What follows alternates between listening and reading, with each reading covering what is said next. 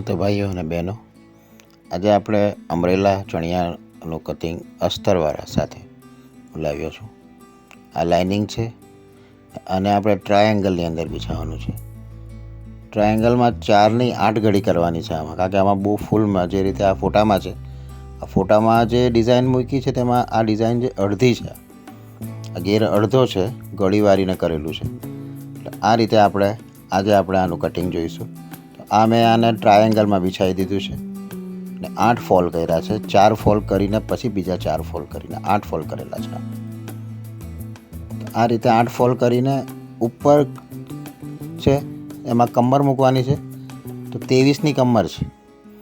23ની કમરમાં આપણે આ રીતે 1 ઇંચનો વધારો આપીને 24 થાય, તો 24ના એ 6 થાય, તો 6ના અડધા 3 કરીને આની પર આપણે મૂકીને આ રીતે કાપી લઈશું આપણે. પછી લંબાઈ 33 છે.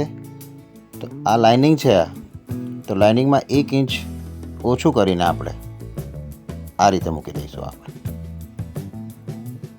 આખું જ આપણે ટ્રાયેંગલ જો આ રીતે લઈ ને આપણે આ રીતે આમ કટિંગ કરી લેવાનું છે. આપણે અમરેલાની અંદર આ રીતે આપણે શેપ આપીને, સિમ્પલ કટિંગ છે એટલે સિમ્પલ કટિંગમાં આ જ રીતે તમારે એક સિમ્પલ અને સોબર કટિંગ છે, આ રીતે આપણે મૂકી દેવાનું છે. હવે આમાં જોઈન્ટ છે, નોર્મલ જોઈન્ટ છે આમાં. આ રીતે 4 જોઈન્ટ નોર્મલ આપણે કાઢવાના છે. તો સાઈડમાંથી જે કાપડ નીકળે એમાં આ રીતે આપણે ક્રોસ જોઈન્ટ કાઢવાના છે. તો આ 4 જોઈન્ટ આપણા રેડી છે.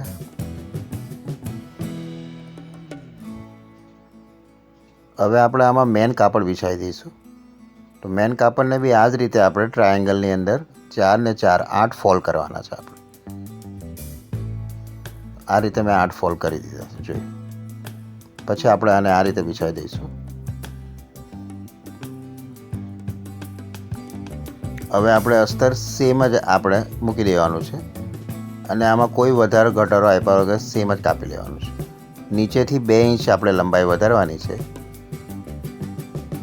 ઉપરથી જે સેમ મેં કાપેલું છે 3 ઇંચનું, એ જ આપણે કાપી લઈશું. અને નીચે આપણે 2 ઇંચ નીચે આવવાનું છે આપણે, એટલે 2 ઇંચ આ રીતે લંબાઈ આપણે વધારવાની છે.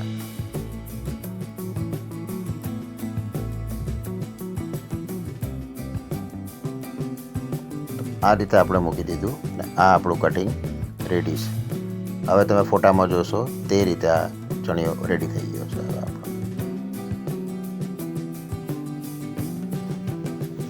તો જો તમને ગમે તો લાઈક કરો, સબસ્ક્રાઈબ કરો. આ ફોટા જેવું જ છે આપણે સેમ. આભાર તમારો.